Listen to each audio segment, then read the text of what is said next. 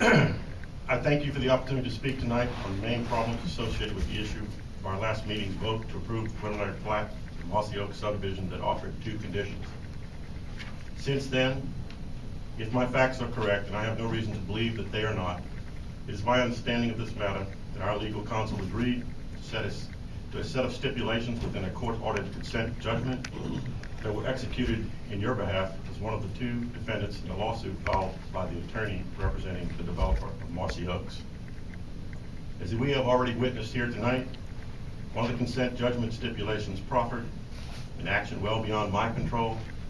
was an agreement to the court-ordered removal of my request, now everyone knows,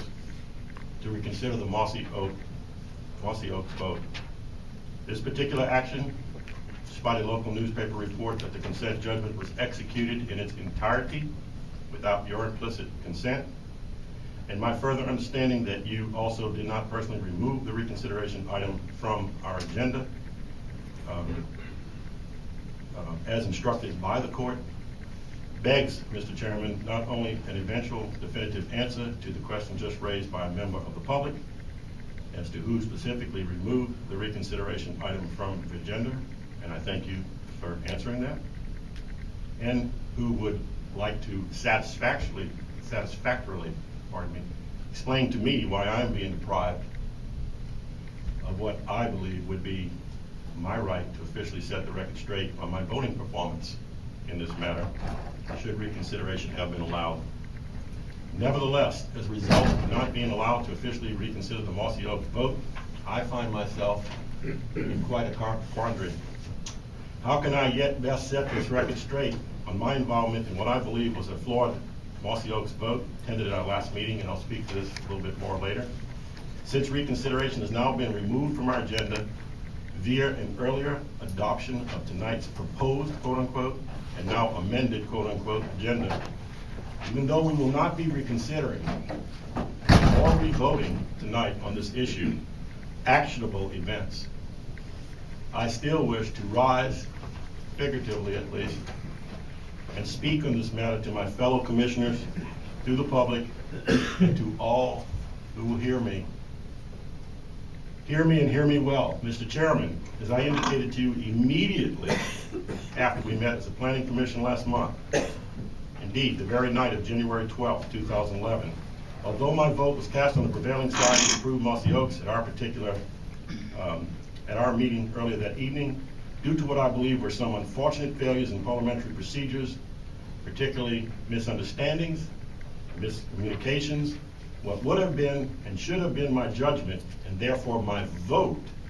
to deny approval of the subdivision, was not affected.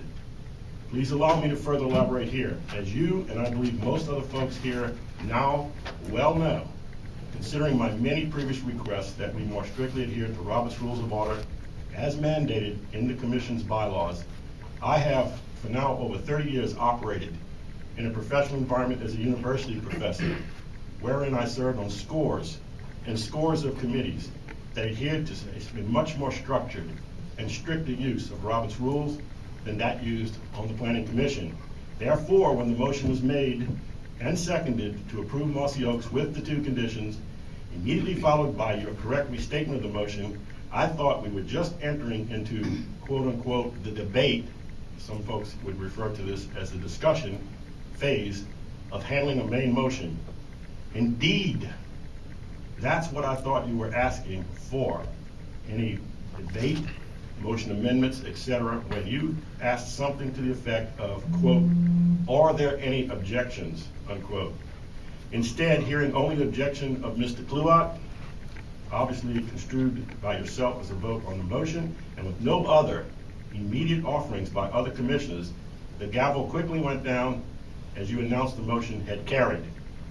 That action incorrectly recorded my will as a yea vote on the prevailing side.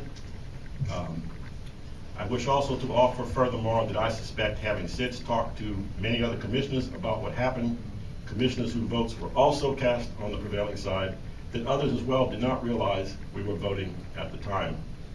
I realize, of course, that is up to them to personally express their opinions on this matter, and I in no way wish to put words in their mouths. I speak only for myself.